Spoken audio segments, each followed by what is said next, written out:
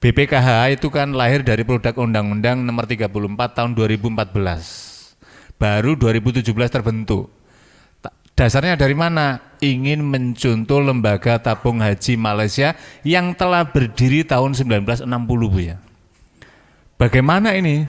2017 baru belajar ke Malaysia, proses dan Malaysia seperti apa? Mengapa Malaysia misalkan hotelnya lebih depan, kita di belakang, ternyata jumlah jamaah haji Malaysia sauprit. Maksudnya lebih besar kita dibandingkan sana gitu. Sana kan 28 juta. Lah bagaimana ini dalam konteks melihat aspek tentang pengembangan ekonomi dalam di haji dan lain-lainnya? Kita dengarkan Pak Sauki Bek, PSD, Ekonom Syariah dari IPB Bogor. Monggo Kang. Ya, baik, terima kasih. Bismillahirrahmanirrahim. Assalamualaikum warahmatullahi wabarakatuh. Nahmaduhu wa nusalli ala rasulihil karim wa ba'd. Yang saya hormati Buya Anwar Abbas, Pak Amri Yusuf, Pak Moderator, kemudian Bapak Ibu sekalian yang hadir. Jadi saya hajinya sebelum BPKH berdiri, Bu ya. Dan pertama haji tahun 2000 dulu, Bu ya. Jadi insya Allah tidak bermasalah. Ya, jadi memang ini hal yang sangat menarik ya.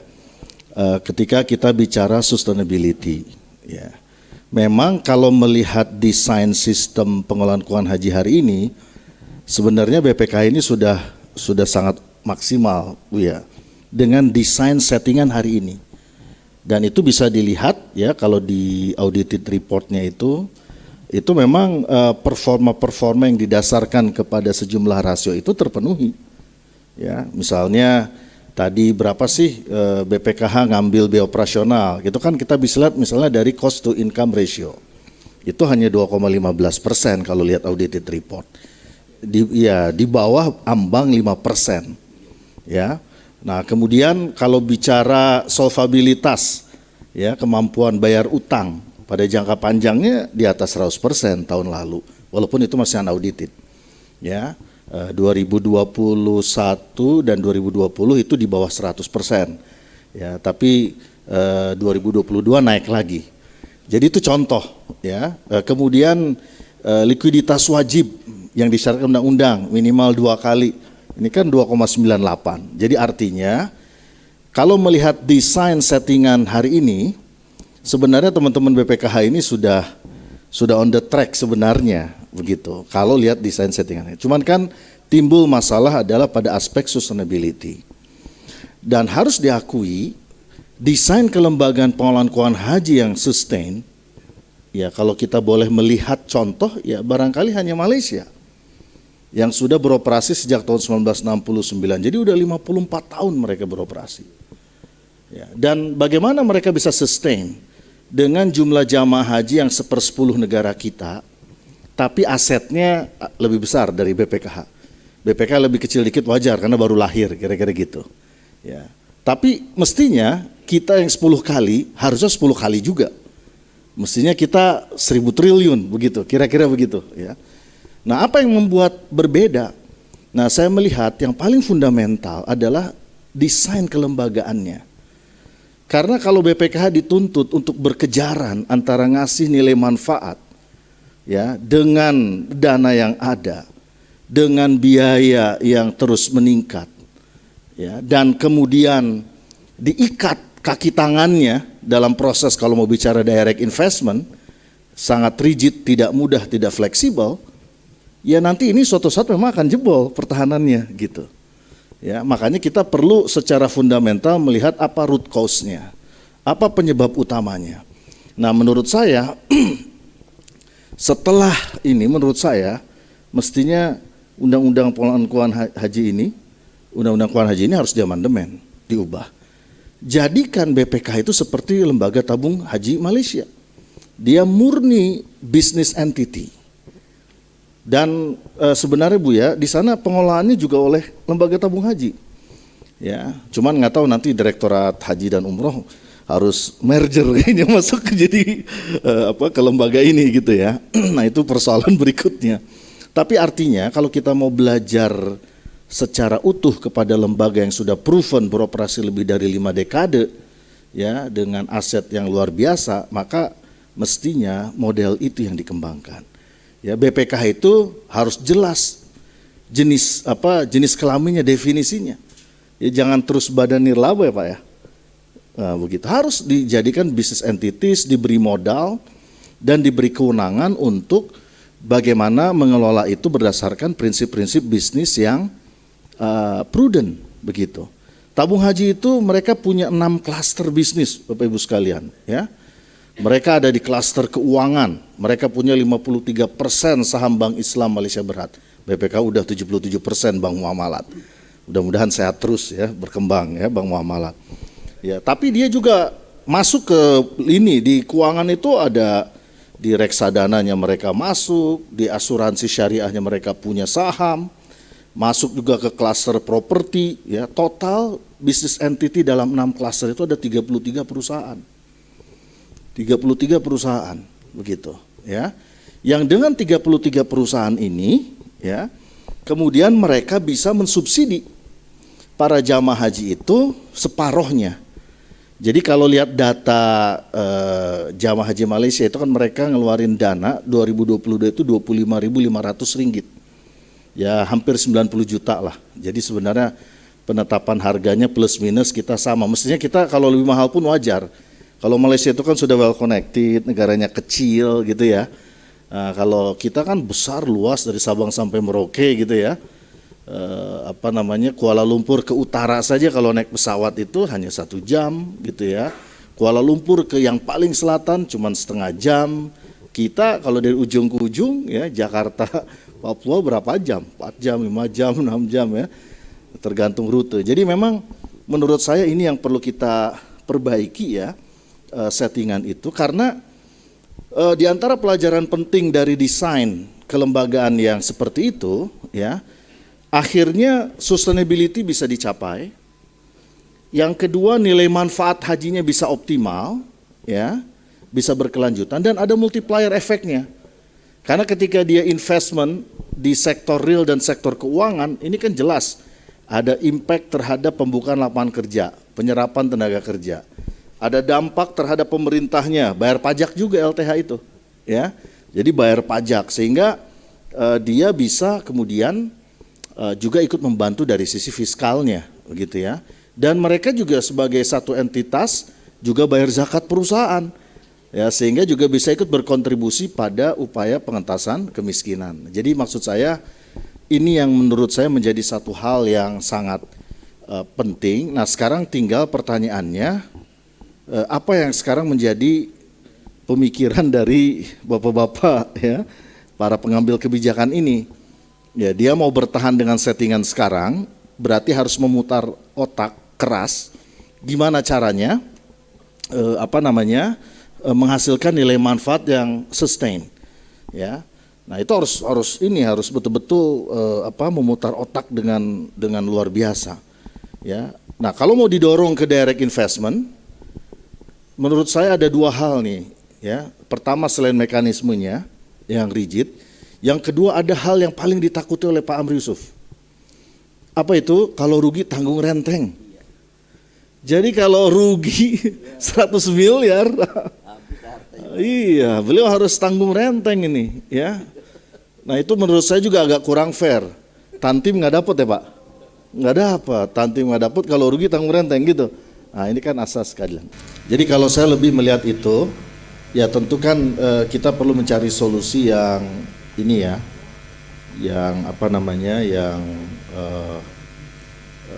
yang applicable ya pada masa yang sifatnya short term dengan lingkup undang-undang yang ada.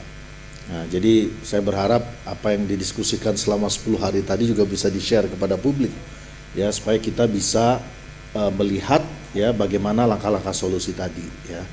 Dan yang pertama jelas aspek keadilan ini menjadi sangat penting karena jamaah tunggu ini itu mereka punya kontribusi sangat besar ya terhadap nilai manfaat. Nah, jadi menurut saya hal yang sangat pas kalau kemudian ada aturan yang secara jelas mengatur tentang pembagian hal tersebut. Kemudian yang kedua, saya juga berharap pemerintah juga lebih terbuka ya terkait dengan biaya haji ini. Ini kan muncul angka ini juga baru sekarang-sekarang begitu. Setahun yang lalu kan nggak ada informasi itu. 2 tahun yang lalu ya, atau 3 tahun yang lalu kan kita tidak mendapatkan informasi actual cost-nya. Kalaupun ada itu menjadi konsumsi kalangan terbatas. Tapi kalau kita lihat ke publik, jadi publik itu kemudian terkaget-kaget dari sekian ternyata, nah ini menurut saya ada aspek komunikasi publik ya yang perlu untuk diperbaiki. Nah sehingga publik menurut saya dia juga akan maklum ya, akan maklum ketika memang komponen biaya ini bisa dijelaskan dengan baik dan dikomunikasikan kepada masyarakat. Nah tapi saya tetap Pak Amri ya Buya, menurut saya BPKH ini harus diberi kewenangan yang lebih ini ya, lebih luas ya dari sisi pengolahan dana ya. Jadi dia memang harus kita perlakukan ya sebagai satu business entity ya yang memang diberikan kewenangan sesuai dengan kaidah-kaidah bisnis yang ada gitu ya. Dan toh nggak ada masalah kan Pak Amri dengan pengalamannya di dunia keuangan misalnya kan juga ngelola lebih besar dari itu, dananya juga nggak ada masalah begitu. Nah tinggal bagaimana kemudian ini diperbaiki. Nah sehingga saya menyarankan dalam situasi ini, karena situasinya adalah mendesak ya, mendesak dan 6 tahun itu bukan waktu yang panjang.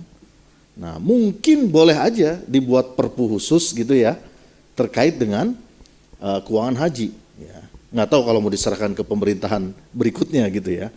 Nah supaya apa? Supaya kita bisa mengantisipasi ya tahun 2027 dan tahun 2028 yang menjadi titik krusial dalam konteks pengolahan keuangan haji ini. Jadi saya kira itu saja ya. Jadi kalau saya lebih cenderung kita perbaiki dari sisi fundamentalnya, desain kelembagaan ini kita perbaiki. Yang ini konsekuensinya adalah kita harus mengamandemen undang-undang yang ada. Ya memang perubahannya harus dari situ.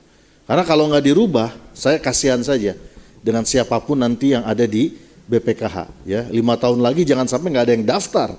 Ya, begitu. Kira-kira seperti itu. Ya, mudah-mudahan dengan perbaikan ini ya kita bisa mendapatkan hasil yang lebih baik. Mungkin dari saya itu saja. Terima kasih. Assalamualaikum warahmatullahi wabarakatuh. Waalaikumsalam, luar biasa ini kita dari Pak Saugi Bek tadi untuk memperkuat kelembagaan yang ada di BPKH. Karena bercermin dari lembaga tabung haji di Malaysia dengan 33 variabel klaster bisnis yang tadi itu. Ini bagaimana tentang investment tadi ingin menambahkan Pak Amri ini kalau sebelumnya nih Jam Sostek, kalau sekarang mengelola 166 triliun, beliau dulunya itu mengelola 555 triliun, sebenarnya terlalu kecil itu. Tapi karena undang-undangnya terlalu berat, takut dilakukan seperti Jam Sostek, kemudian tiba-tiba nggak terkendali, ya masuk asrama yang tempat lain kan repot juga, kita nggak mengizinkan juga gitu. Gimana itu Pak Amri, investasi tadi Pak Amri bisa dijelaskan? Ya, terima kasih Pak Ziad. Saya ingin sedikit memberikan catatan ya tentang investasi yang dilakukan oleh Lembaga Tabung Haji Malaysia. Memang ini tidak bisa dibandingkan apple to apple dengan kita karena ada beberapa aspek yang agak berbeda. Perbedaan pertama begini, lembaga tabung haji itu dia bisa masuk ke direct investment itu setelah 20 tahun berdiri. Jadi berdiri tahun 63, tahun 83 lah mereka kemudian ya masuk ke sektor-sektor direct investment. Ya, masuk ke perkebunan, masuk ke industri-industri yang waktu itu memang ya disupport oleh pemerintah Malaysia dalam rangka mendorong pertumbuhan ekonomi, dalam rangka mendorong penciptaan lapangan pekerjaan.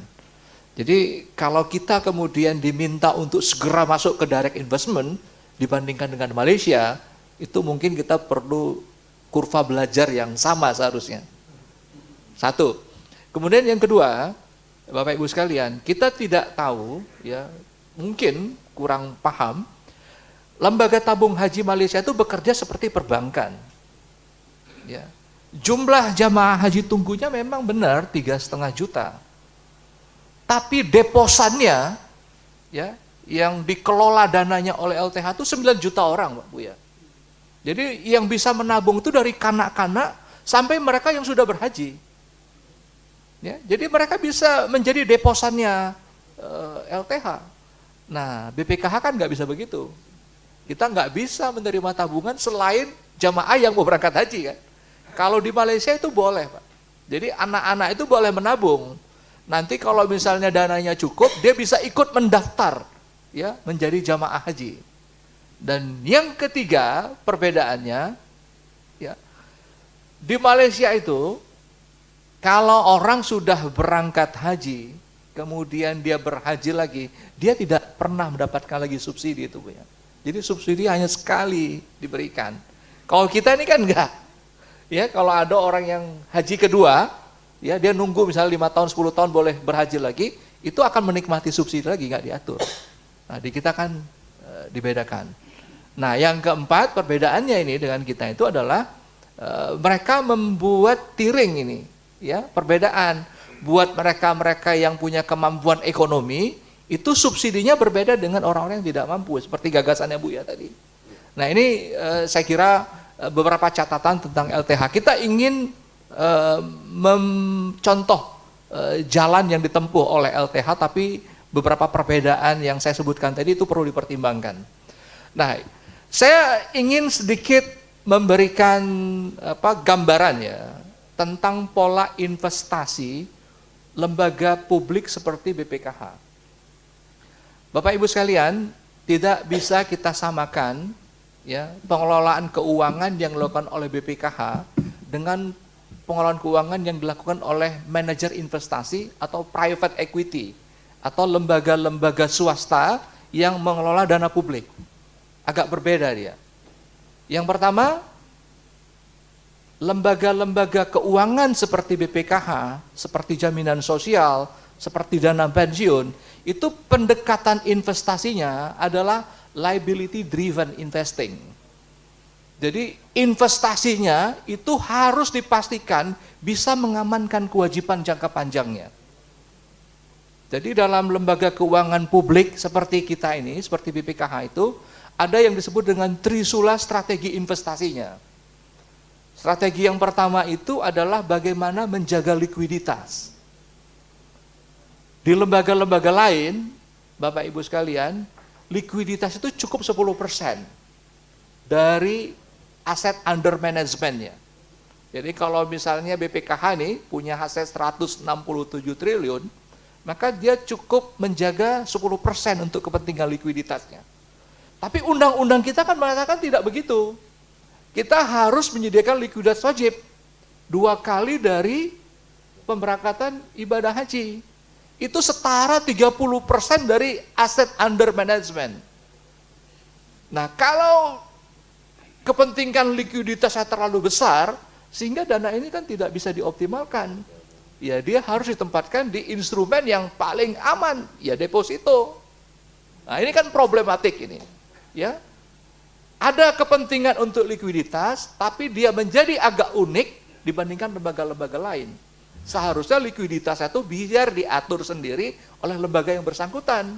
Berapa kebutuhan operasionalnya. Undang-undang kita kan tidak mengatakan seperti itu. Karena dia di-stated harus punya likuiditas wajib 2 kali dari biaya pemberangkatan ibadah haji. Kalau ibadah hajinya tahun ini sekitar 19 triliun, berarti harus 2 kali 19 kita harus punya. Ya sekarang 45. Ya, 45 triliun itu kita taruhkan di deposito yang returnnya itu hanya sekitar 3,5 sampai 4%. Ya karena memang harus masuk dalam skema jaminan lembaga simpanan. Nah itu yang kedua. Jadi trisula pertama itu. Trisula yang kedua biasanya Bapak Ibu sekalian, dia harus bisa dialokasikan untuk menjaga solvabilitas. Nah itu biasanya range-nya antara 60 sampai 70%. 60 sampai 70%.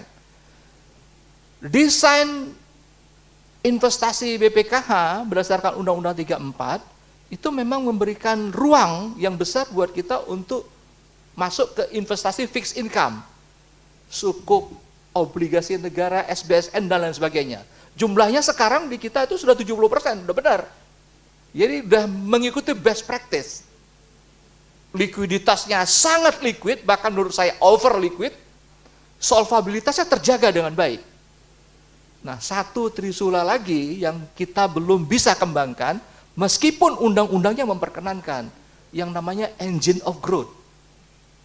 Jadi di undang-undang kita itu, 34 dan PP 18 yang mengatur tentang BPKH, kita diperkenankan untuk investasi di pasar modal, ya, di saham, di reksadana.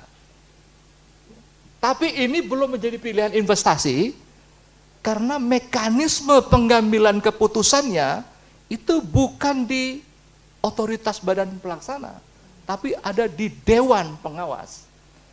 Di tempat saya dulu, Bapak Ibu sekalian, ketika saya di Jam Sostek, itu sepenuhnya menjadi otoritas direksi.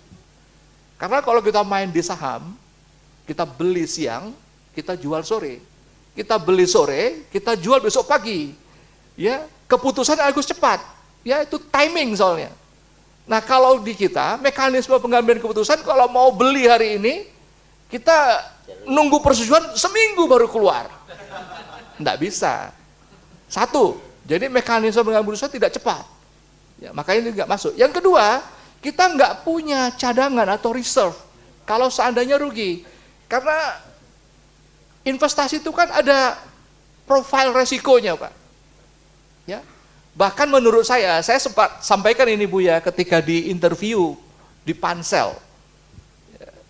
Ditanya, menurut Pak Amri, investasi yang diatur di Undang-Undang 34, ini sudah cukup baik apa tidak? Saya bilang sudah cukup baik, bahkan sangat liberal. Dibandingkan dengan investasinya jaminan sosial di tempat saya dulu. Kenapa liberal? Karena alokasi untuk direct investmentnya sampai 30%, Pak. Jadi seharusnya alokasi aset investasi itu dia ngikutin resikonya. Kalau resikonya rendah, seharusnya alokasinya semakin besar.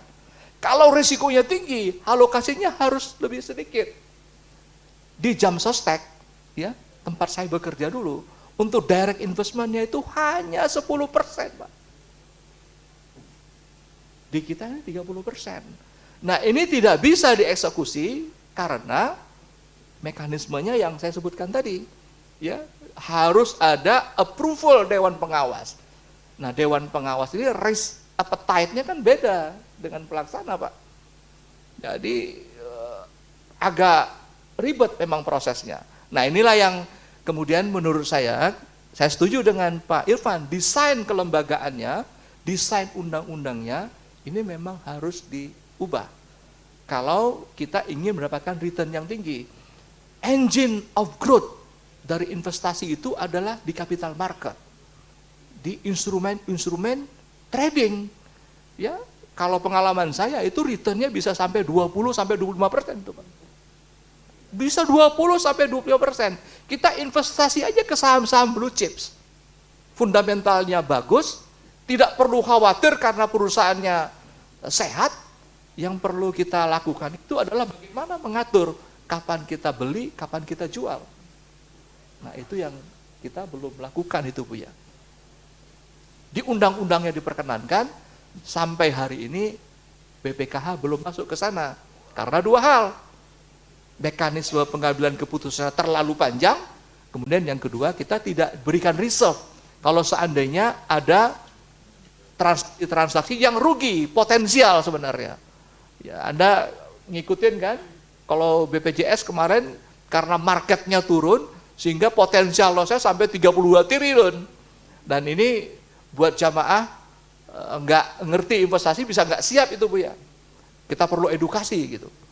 Jadi problemnya agak kompleks, apalagi undang-undang mengatakan dana haji ini investasinya harus aman, harus hati-hati, rendah resiko, comply dengan syariah. Ya. Iya. Labanya harus tinggi. Di mana mencarinya itu? Iya kan, hukum itu tadi Bu udah sampaikan, high risk, high return. Low risk ya low return. Nah, kalau kita pilih, ya, maka kita akan memilih ya bagaimana dana ini aman. Dan profil resiko jamaah kita itu pasti low, Pak. Ya karena jamaah haji itu ketika dia nyetorkan ya untuk berangkat haji, dia intensinya bukan untuk investasi. Ya, intensinya itu untuk berangkat haji. Beda kalau orang tahu di reksadana beli saham, dia memang risk taker. Ya, sehingga kalau misalnya pengelola investasinya tidak perform, dia bisa pindah ke tempat lain. Karena orientasinya adalah profit. Kalau jamaah kita kan bukan itu tujuannya, Pak. Ya, jadi memang agak beda ya tentang profil resiko jamaah kita dengan investor-investor lain. Termasuk tata kelola pengelolaan investasinya. Nah, ini yang banyak yang tidak dipahami oleh publik, bahkan ya didorong-dorong kita supaya BPKH ini lebih agresif. Nggak boleh di undang-undangnya. Iya. Harus lebih berani, nggak boleh di undang-undangnya. Ya, karena kalau salah investasi, kita bisa dimarahin sama 5,3 juta jamaah. Ya, kita akan ditangkap itu sama aparat penegak hukum gitu. Resikonya tinggi sekali. Jadi ini yang ingin saya tambahkan Bapak Ibu sekalian, tidak mudah mengelola dana investasi publik ini karena memang ekspektasinya itu sebenarnya bukan investasi, tapi bagaimana mengamankan dana publik ini supaya aman. Kita tidak mau dana BPKH ini dikelola secara ugal-ugalan. Ya. Kita kaget nanti kalau misalnya tiba-tiba BPKH mengalami seperti yang dialami oleh Asabri, dialami oleh Jiwasraya, karena melakukan investasi di instrumen-instrumen yang resikonya tinggi. Begitu rugi, marah semua orang. Ya, jadi saya kira ini Pak Moderator tambahan dari saya supaya para jamaah bisa mengerti ya tentang teknis ya tata kelola pengelolaan dana BPKH yang merupakan dana publik. Saya kira itu, terima kasih. Assalamualaikum warahmatullahi wabarakatuh. Waalaikumsalam.